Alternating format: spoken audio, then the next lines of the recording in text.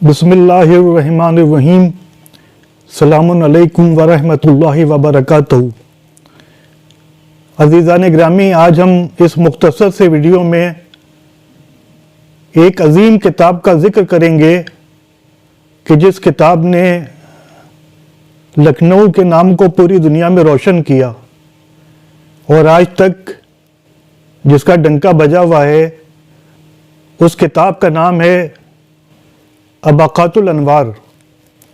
کہ جو محدث کبیر علامہ کبیر آیت اللہ میر حامد حسین موسوی رحمت اللہ علیہ نے دنیا کے سامنے پیش کی،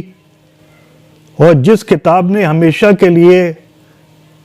میر حامد حسین موسوی کے نام کو امر کر دیا. آج ایران، عراق، ہند و پاک، بلکہ دنیا کا کون سا پڑھا لکھا شیعہ ایسا نہیں ہوگا جو اباقات الانوار اور اس کے مؤلف آیت اللہ میر حامد حسین موسوی لکھنؤ رحمت اللہ علیہ کو نہ جانتا ہو اور ان سے آشنائی نہ رکھتا ہو. دراصل سن 1790 عیسوی میں ایک حنفی عالم شاہ عبدالحق شاہ عبدالعزیز محدث دہلوی صاحب نے شیعوں کی رد میں فارسی زبان میں ایک کتاب تحفہ اثنا عشریہ لکھی. یہ بہت ہی پرومیننٹ ایک فیملی کے عالم تھے. ان کے والد شاہ ولی اللہ تھے اور شاہ عبدالعزیز محدث دہلوی انہی کے فرزند تھے. اور انہوں نے جب دیکھا کہ شیعت اور تشیع بہت تیزی سے پھیل رہا ہے تو انہوں نے شیعوں کی رد میں شیعوں کے خلاف ایک کتاب لکھی تحفہ اثنا عشریہ، اور جس میں انہوں نے 12 چیپٹرز 12 ابواب قائم کیے. اور ان چیپٹرز میں شیعوں کے عقائد، خاص طور پر عقیدہ توحید، عقیدہ نبوت، عقیدہ آخرت اور عقیدہ امامت وغیرہ پر بے بنیاد حملے کیے اور شیعوں کے عقائد پر بہت سے سوال اٹھائے اور ان کو شیعوں کا من گھڑت قرار دیا. یہاں تک کہ امیر المومنین حضرت علی علیہ السلام کی ولایت و امامت پر دلالت کرنے والی بہت سی آیات، روایات اور حدیثوں کا بھی انہوں نے صاف طور پر انکار کر دیا اور کہا کہ یہ سب ضعیف حدیثیں ہیں، ان کا وجود ثابت نہیں ہے. بہت جلد ہی اس کتاب کا عربی ترجمہ کر کے اس ترجمے کو عرب کی کنٹریز میں بھیج دیا گیا اور شیعوں کے خلاف پورا ایک ماحول اور پورا ایک اکھاڑا بن گیا. تحفہ اثنا عشری کی اشاعت کے 2 سال کے اندر ہی ہمارے بہت سے شیعہ علماء نے اس کے معقول جوابات لکھے،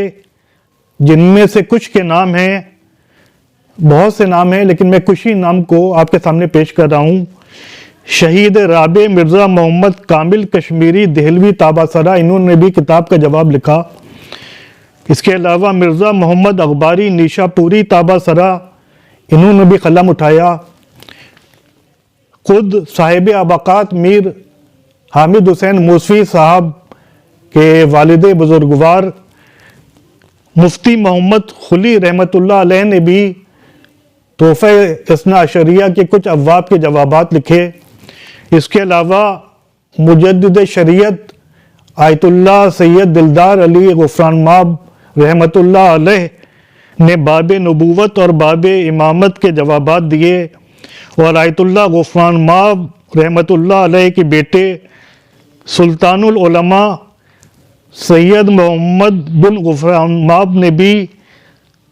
تحفے کے خلاف قلم اٹھایا اور کچھ کتابیں تحریر کیں. جو حضرت غفران ماب کے بیٹے تھے وہ بھی مجتہد تھے، انہوں نے بھی قلم اٹھایا. اس طرح حضرت غفران ماب رحمت اللہ علیہ اور ان کے بیٹوں نے بھی تحفے کے مدلل جواب دیے، جو سب کے سب فارسی زبان میں تھے، کیونکہ تحفہ اثنا عشریہ بھی فارسی زبان میں لکھی گئی تھی. بہرحال اباقات الانوار تحفہ اثنا عشریہ کے 7ویں باب یعنی 7th چیپٹر باب امامت کے جواب میں لکھی گئی۔ حضرت میر سید حامد حسین موسوی رحمۃ اللہ علیہ نے حجاز، شام، مصر، ایران، عراق سے ہزاروں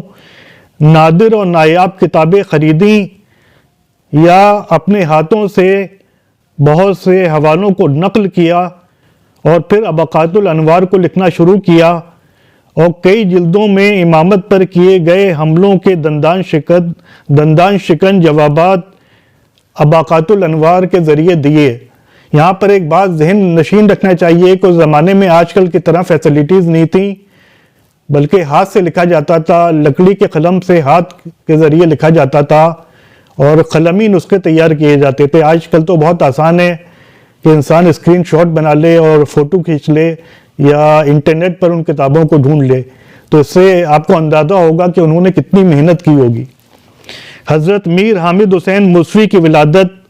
سن 1830 عیسوی میں ہوئی اور جس زمانے میں آپ نے آنکھیں کھولی دنیا میں، اس زمانے میں لکھنؤ کے علماء کا ڈنکا پوری دنیا میں مچا ہوا تھا، یہاں تک کہ ایران و عراق و عرب کے شیعہ علماء اور مجتہدین دینی مسائل میں لکھنؤ کے علماء سے رجوع کرتے تھے۔ یہ اس زمانے میں لکھنؤ کی علمی حیثیت تھی کہ وہاں کے علماء یہاں کے علماء سے رجوع کرتے تھے۔ بہرحال ابقات الانوار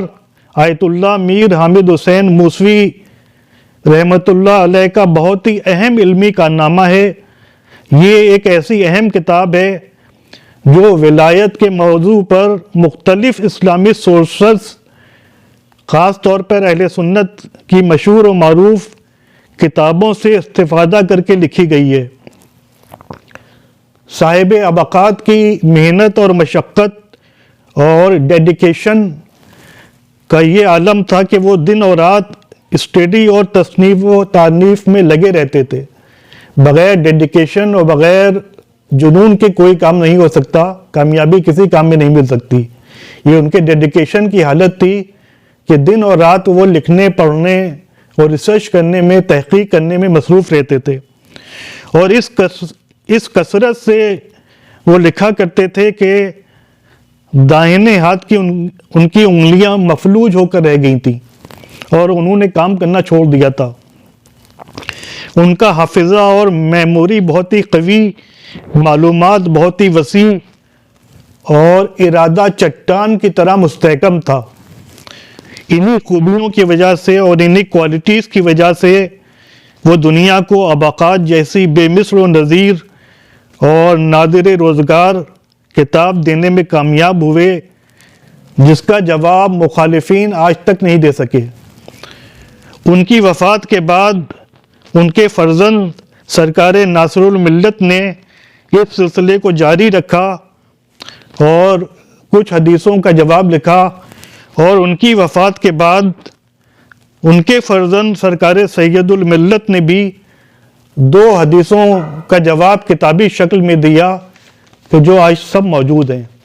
بہرحال ابقات الانوار کے متعلق ایران و عراق کے عظیم اور پائے کے علماء اور فقہا نے جن خیالات کا اظہار فرمایا ہے، اس سے اس کتاب کی عظمت کا اندازہ ہوتا ہے۔ جیسے آیت اللہ امام روح اللہ خمینی رحمۃ اللہ علیہ نے اپنی کتاب کشف الاسرار میں لکھا ہے کہ ولایت مولائے کائنات پر ابقات الانوار سے بہتر کتاب نہیں لکھی گئی، اور یہ کتاب اس قدر اہمیت کی حامل ہے کہ قبل اس کے کہ دشمن اس کو ناپید کر دیں، اس کی نشر و اشاعت کو میں واجب سمجھتا ہوں۔ یہ آیت اللہ روح اللہ خمینی نے لکھا۔ اسی طریقے سے لبنان کے بہت ہی بڑے رائٹر آیت اللہ محسن الامین عاملی نے اپنی کتاب آیان الشیعہ میں لکھا کہ اگر یہ کہا جائے کہ میر حامد حسین ہندی تحقیق و ریسرچ میں سید رضی علیہ الرحمہ اور سید مرتضیٰ علیہ الرحمہ کے برابر بلکہ ان سے بھی آگے نکل گئے ہیں تو کوئی یہ مبالغہ نہیں ہوگا، جسے ہندی میں کہتے ہیں کوئی اتشیوکتی نہیں ہوگی۔ اسی طریقے سے مفاتیح الجنان کے مؤلف حضرت شیخ عباس قمی رحمۃ اللہ علیہ نے فرمایا کہ کسی زمانے میں بھی ولایت و امامت پر اباقات سے بہتر کتاب نہیں لکھی گئی ہے۔ یہ کتاب بغیر تائید امام کے لکھنا ممکن ہی نہیں تھی۔ ایک اور بہت ہی اہم نام آیت اللہ مرشی نجفی نے اباقات الانوار کے بارے میں فرمایا جب ان سے اباقات الانوار اور علامہ امینی رحمۃ اللہ علیہ کی مشہور و معروف کتاب الغدیر کے بارے میں پوچھا گیا کہ ان میں سے بہتر زیادہ کون ہے، تو آیت اللہ مرشی نجفی نے فرمایا کہ علامہ امینی جب الغدیر لکھ رہے تھے تو ان کے سامنے اباقات الانوار موجود تھی، لیکن جب میر حامد حسین موسوی اباقات لکھ رہے تھے تو ان کے سامنے کوئی نمونہ موجود نہیں تھا، یعنی ان کے نزدیک اباقات الانوار الغدیر سے بہتر اور افضل ہے۔ خود الغدیر کے مؤلف علامہ امینی نے اباقات کو میر حامد حسین موسوی رحمۃ اللہ علیہ کے قلم سے ظاہر ہونے والا معجزہ قرار دیا ہے۔ اس سے اندازہ ہوتا ہے کہ اباقات الانوار کی کیا اہمیت ہے دنیا کی نظر میں، علماء کی نظر میں، اور فقہاء کی نظر میں، اور مجتہدین کی نظر میں۔ اباقات الانوار کو پڑھ کر بہت سے علماء نے علامہ کبیر میر حامد حسین کو آیت اللہ فی العالمین، یعنی عالمین میں اللہ کی نشانی تک کہہ دیا۔ یہ ان کی عظمت کا علم تھا۔ ایسے عظیم عالم، محدث اور بزرگ نے جس زمانے میں آنکھ کھولی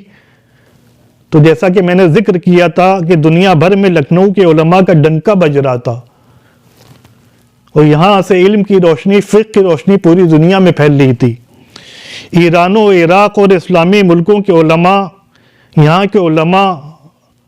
سے استفادہ کرتے تھے۔ اب یہاں پر میں اپنے والد مرحوم علامہ ڈاکٹر کلب صادق صاحب تابسرہ کے درد دل کا ذکر کرنا چاہتا ہوں، جو انہوں نے ایک تقریر میں فرمایا تھا کہ مولانا ڈاکٹر کلب صادق صاحب تابسرہ نے فرمایا ایک تقریر میں کہ ایک زمانے میں لکھنؤ کے مدارس کے علمی عروج کا یہ عالم تھا، یعنی لکھنؤ کے مدارس اس ہائٹ پر پہنچے ہوئے تھے کہ عربی زبان میں یہاں کے مدرسوں میں بیت بازی ہوتی تھی، بیت بازی کے مقابلے ہوتے تھے، کمپٹیشنز ہوتے تھے۔ ایک سے بڑھ کر ایک عالم یہاں کے مدرسوں نے دنیا کو دیے، لکھنؤ کے مدرسوں نے ایک سے بڑھ کر ایک پائے کے عالم دنیا کو دیے، جنہوں نے لکھنؤ کے نام کو روشن کیا۔ لیکن جو آج یہاں کے مدارس کا زوال ہے وہ سب کے سامنے ہے، ہوں کا سا سناٹا چھایا ہوا ہے۔ بہرحال سن 1888 عیسوی میں آیت اللہ اس عظیم محدث اور اس عظیم عالم نے صاحب اباقات نے میر حامد حسین موسوی علیہ الرحمہ نے دنیا کو الوداع کہا، اور امام باڑے غفران مآب میں ان کو سپرد خاک کیا گیا۔ آج بھی ایران و عراق یا لبنان یا مصر کے جو شیعہ عالم بھی لکھنؤ آتے ہیں وہ آپ کی قبر مبارک پر جا کر فاتحہ پڑھنا اپنا شرف سمجھتے ہیں، اور یہ بہت خوش قسمتی کی بات ہے کہ آپ کی نسل سے آج بھی دنیا کو اہل بیت علیہ السلام کے فضائل اور ان کے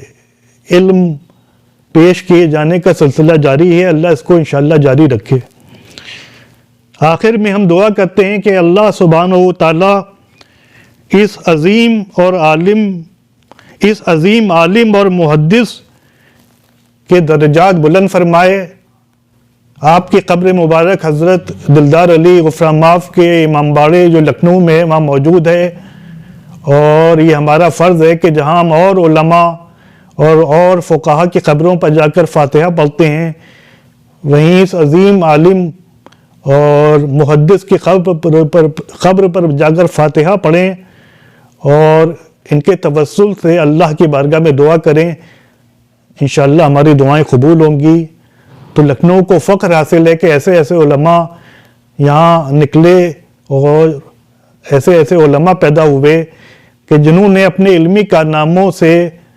دنیا کے سامنے لکھنؤ کے نام کو روشن کیا۔ وآخر دعوانا ان الحمد للہ رب العالمین۔ وعلیکم السلام ورحمۃ اللہ وبرکاتہ۔